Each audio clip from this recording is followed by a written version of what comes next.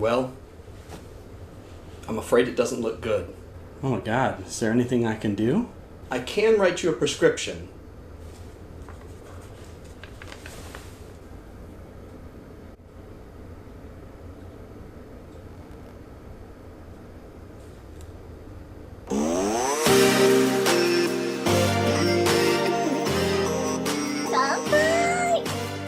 Welcome back to Alcohol and Anime Night. My name is Scott, and tonight we are going to cover a show that I'm not sure a ton of you have heard of, and that is one of my favorites, a show called Triage X. And Triage X has a bit of history that I'd like to get into first before we get too far. Now, did you like High School of the Dead? Well, of course you did. You're watching this channel, and a lot of people did. Unfortunately, it no longer runs, and, well, there's a little bit of a story behind it. Triage X is the love child of Shoji Sato. Now, High School of the Dead was written by the late Daisuke Sato, and it was illustrated by Shoji Sato. Sadly, Daisuke Sato passed away on March 22nd, 2017. And that meant the wildly popular High School of the Dead manga and monthly went away. And there was never a season 2 of the anime, of course, because of that. And it never continued because his friend, not wanting to dishonor his memory, just decided that the whole team decided they would not proceed with continuing and they would just end it. And that was very sad for a lot of people for a lot of reasons, leaving somebody's legacy unfulfilled, of course. But what they did do is they decided to focus their efforts on their own project, and it was a project called Triage X. And Triage X very much has the feel and the aesthetics of High School of the Dead, if you liked that, being that it was created and written by the illustrator from High School of the Dead. Now, a lot of people actually think that the writer of both of those is dead because of the last name Sato. And because they just see Sato and think, oh, the writer is dead. Triage X continues on to this day. It ran from 2009 all the way to present day, the manga's run. So if you still want to get a little flavor of High School of the Dead, you can still do so, and it's excellent to see the legacy of High School of the Dead still living on. So, with that out of the way, let's talk about the anime itself. Now, the anime, of course, is based on the manga, and I will say that the original run of the anime, it released in 2015, and I watched it when it was being simulcast. I'm going to be completely honest with you, I had to stop watching it. And the reason being is that the editing was so sloppy and ham-handed that it made the show unwatchable. It created these weird dark segments where they just basically put this like dark filter over it. You couldn't see what was going on, and it was like somebody was putting their hands over your eyes while you're trying to watch the show. Now, I don't know whose decision it was to put a show like Triage X on a channel that required the type of censoring they were doing. It's simply not a show that's meant for just young people or just kind of average. It's an R-rated show, and so I don't know why it ever even made it to that type of thing. But that is my warning. Do not watch the television version of it. Watch the Blu-ray, which I have here. I vowed that I would not watch the edited version. I'm very much against censorship. I think it ruins the original artist's intent. Regardless of whether you agree with it or not, that was the original artist's intent, and I believe that's the way it's meant to be viewed, for better or worse. Let it be judged as it is, not as a kind of softened version of it. By all means, let people know what to expect. Don't surprise them, but I do not believe in censoring the artist's originally intended purpose. I think that's, for all intents and purposes, evil. But anyway, the Blu-ray itself is everything the anime was originally meant to be. Unfortunately, because that original edited version was so bad, it never saw a season 2, and it very likely will never see a season 2.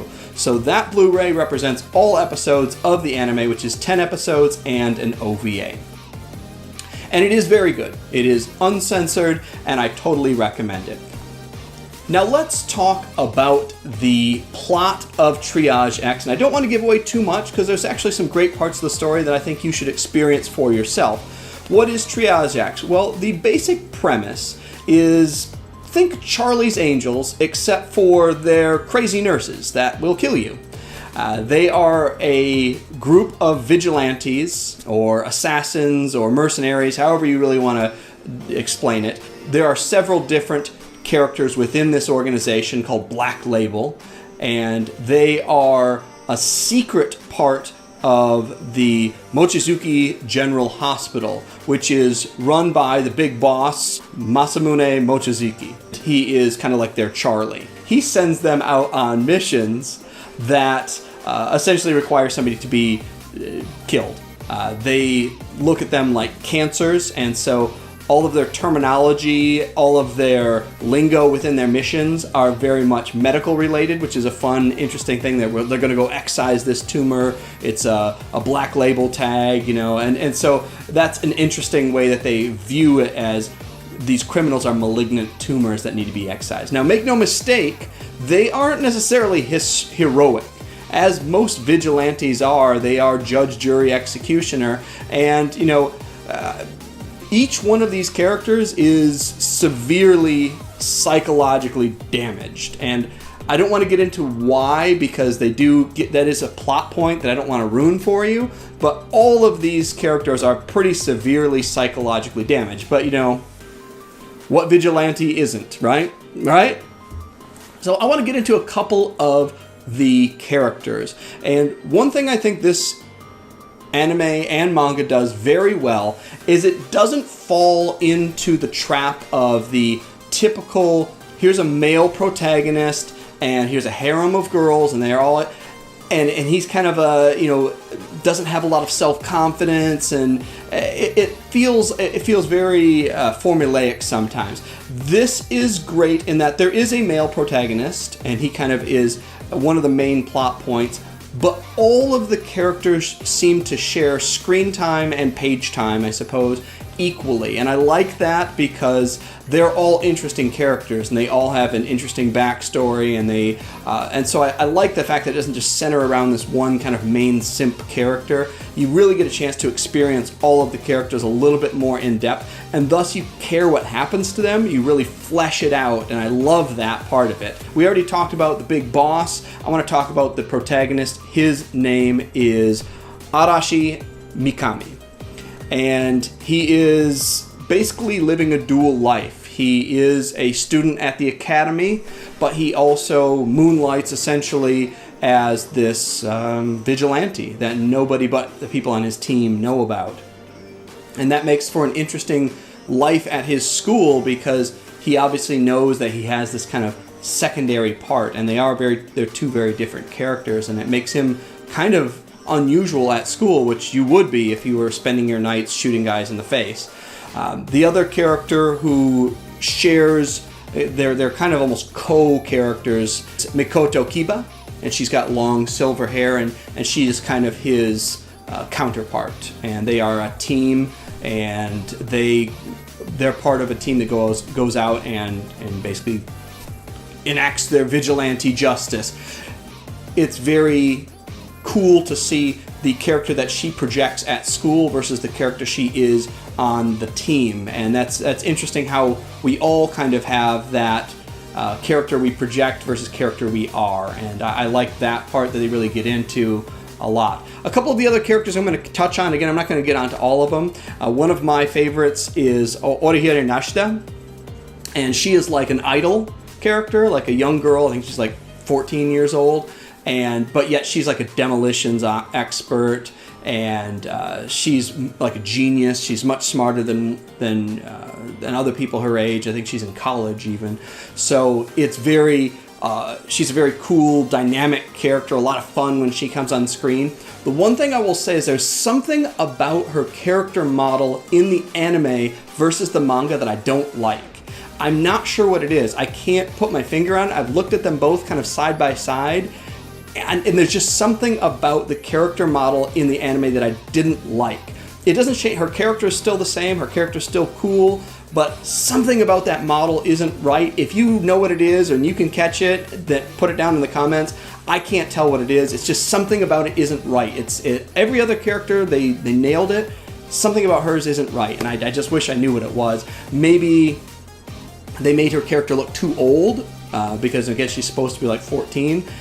I don't know. Maybe that's it. It could be that. But in any case, she's a really cool character. She wears kind of a Jason mask with like a star that almost reminds me of Kiss. So it's a very funny reference to both of those things. The last character I'm going to mention is Hayao Hitsugi. And Hayao Hitsugi is my favorite character in this entire thing. She is a complete nut job. She's a berserker, and she has incredible strength, and so she wears this like insane kind of like demon mask so she's wearing like this nurse outfit and like this demon mask, and she's got these spiked gauntlets and machine guns. I mean, she is just insane, and her plot is really fun, and just the drawings of her in the anime and the manga, she just looks so cool. And in my opinion, she carries the series.